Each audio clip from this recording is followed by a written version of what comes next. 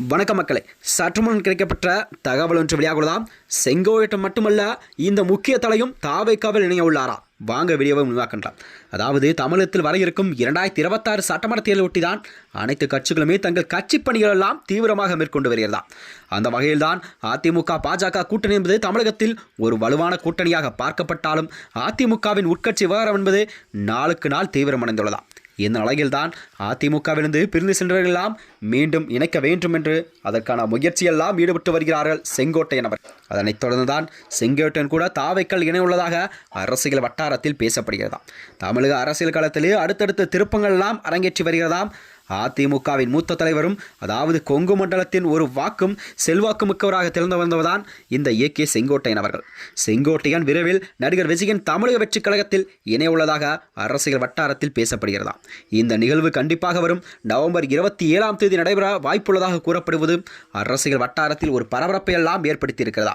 அதிமுக கோட்டையாக கருதப்படும் கொங்கு மண்டலத்தை பொறுத்தவரை செல்வாக்கு மிக்க தலைவராகவும் வலம் வருவதுதான் இந்த ஏ.கே. செங்கோட்டையன். எம்ஜிஆர் காலம் தொடங்கிய கட்சியில் இருந்தே தனது பயணித்து வரும் இவர்தான் ஜெயலலிதா அமைச்சரவை கூட நிறைய முக்கிய பொறுப்புகளையும் அமைச்சர் பதவிகளையும் வகித்து வந்தவர் செங்கோட்டையன். ஆனால் சமீப காலமாகவே அதிமுக பொதுச்செயலாளர் எடப்பாடி பழனிசாமிக்கும் இவருக்கும் இடையே ஒரு பனிப்போர் நிலை வந்ததாம்.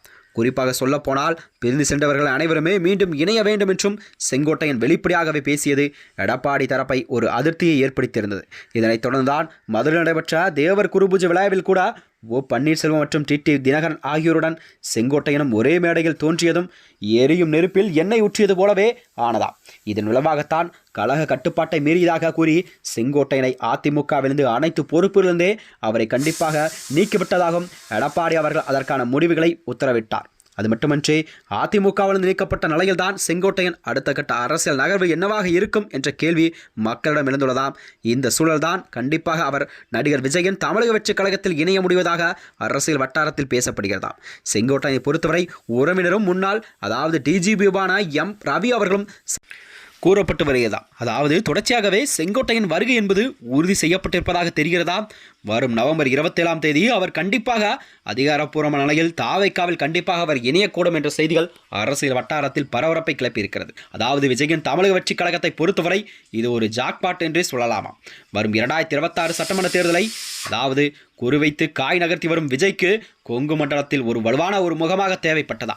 செங்கோட்டையனை பொறுத்தவரை போன்ற அனுபவமிக்க வாய்ந்த அடிமட்ட தொண்டர்கள் கண்டிப்பாக அவரானது வாக்கு செல்வாக்கு என்பது ஒரு மிக்க தலைவராக இணைவதும் அப்பகுதியில் தாவைக்காவுக்கு ஒரு வேரூன்றி இருப்பதாகவும் உதவியாக இருக்கும் என்று மறுபுறம் கூறியிருக்கிறதாம்.